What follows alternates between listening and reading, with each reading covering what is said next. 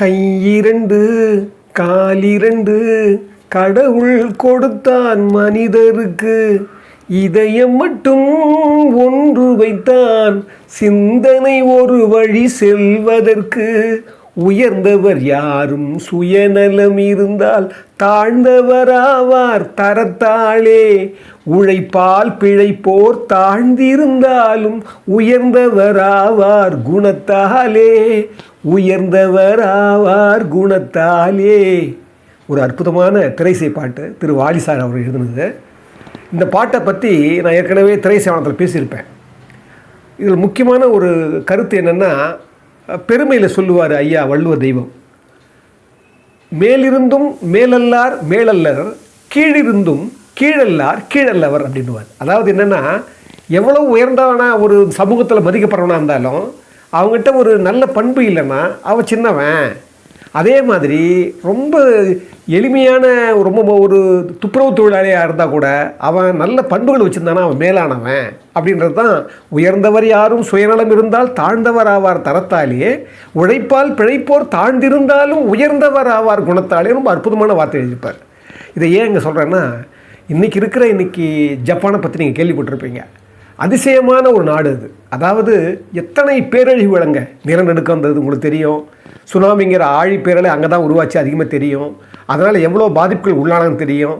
1945 அங்கே ஹிரோஷிமாவும் நாகசாகியும் எப்படி நாசமானதுன்னு நமக்கு தெரியும். இத்தனைக்கு பிறகும் அங்கே அவங்க ஏன் அந்த நாடு இன்றைக்கி ஒரு உயர்ந்த ஸ்தானத்தில் இருக்குதுன்னா அதை படித்து நான் மிரண்டு போனேன். முக்கியமான விஷயம் என்னென்னா, இப்போ சமீபத்தில் 2 வாரத்துக்கு முன்னால் ஜப்பானில் டோக்கியோவுக்கு பக்கத்தில் அந்த விமான நிலையத்தில் ஜப்பான் ஏர்லைன்ஸும் ஒரு கடலோர காவல் படையை சேர்ந்த ஒரு சிறிய விமானமும் மோதிக்கிச்சு. தெரிஞ்சிருக்கும், உங்களுக்கு படிச்சிருப்பீங்க. 2 வாரத்துக்கு முன்னால். அதாவது கடலோர கப்பல் படையினுடைய அந்த சிறிய விமானம் என்ன பண்ணுச்சுன்னா, ஒரு தவறான நேரத்தில் புறப்பட்டுச்சு. அது என்ன பண்ணுச்சு, பயணிகளுடைய அந்த விமானத்தை போய் மோதினதால் 2 விமானங்களும் எரிஞ்சு போச்சு. அதிசயம் என்னென்னா, அந்த பயணிகள் இந்த விமானம் இருக்குது பாருங்கள், 379 பேர் மீட்கப்பட்டாங்க. ஒரு காயமும் இல்லை. சில பேர் தான் லேசான காயம். இந்த பக்கம் பாருங்கள், 6 பேர் பயணித்தாங்க அந்த கப்பல் படையில், அந்த கப்பல் காவல் படை விமானத்தில். அதில் 6 பேர் பயணித்தாங்க. அதில் ஒருத்தர் தான் மிஞ்சினார், 5 பேர் போயிட்டாங்க.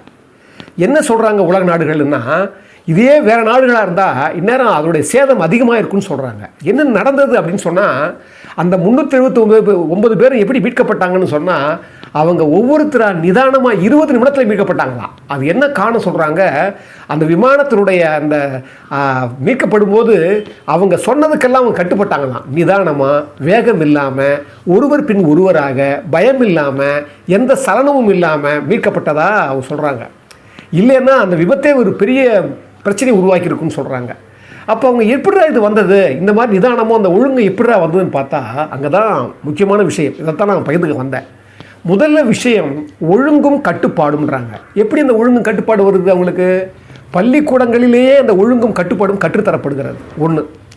2வது, அவங்க என்ன சொல்கிறாங்க, ஜப்பானுடைய மொத்த அவங்க நிலையே எப்படி சொல்கிறாங்கன்னா, சாதாரண துப்புரவு தொழிலாளர் செய்த கூட, அதாவது உடல் சார்ந்த தொழில்கள் கூட, இப்போ உதாரணத்துக்கு என்ன பண்ணுறாங்க, வளர்ந்த நாடுகள் எல்லாம் வளரும் நாடுகளிலிருந்து மக்கள் சக்தியை எடுக்கிறதுக்காக என்ன பண்ணுறாங்க, கொண்டு போயிடுறாங்க.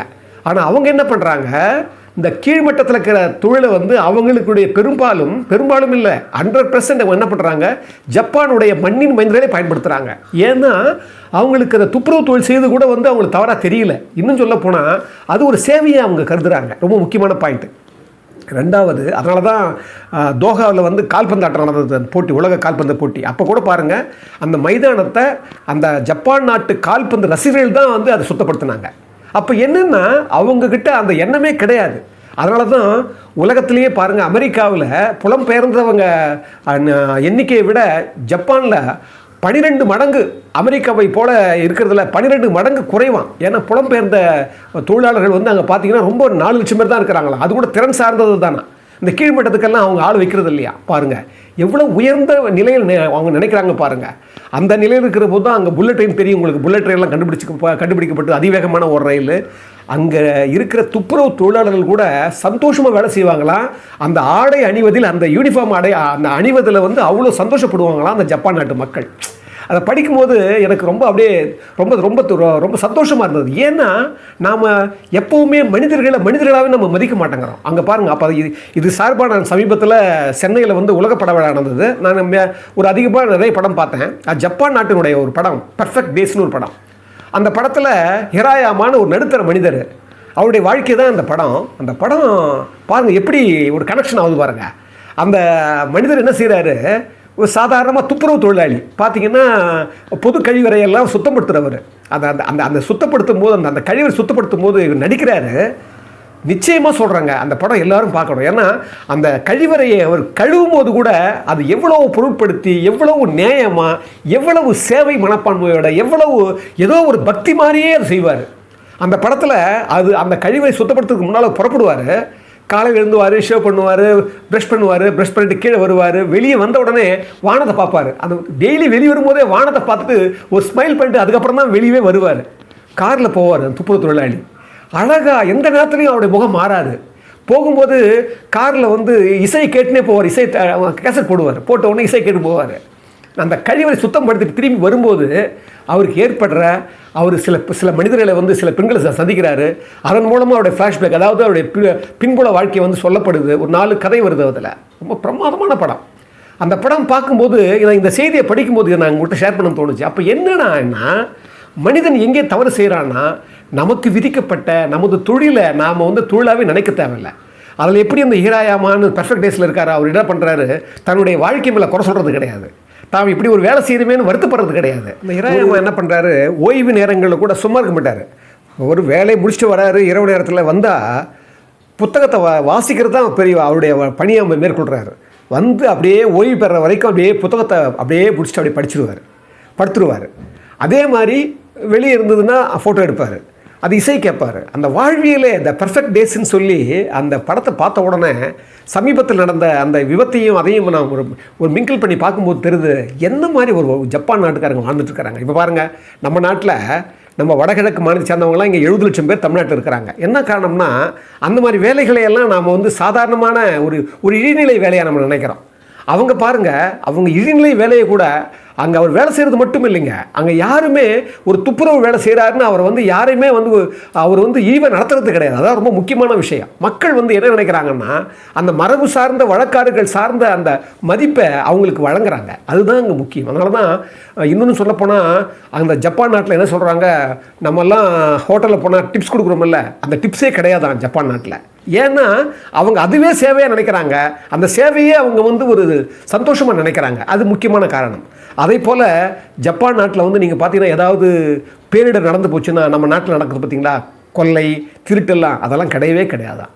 இதெல்லாம் படிக்கிற போது என்ன தோணுதுன்னா, நாம் எப்போவுமே இதெல்லாம் நம்ம உள்வாங்கணும், அதை நம்ம ஃபாலோ பண்ணணும்.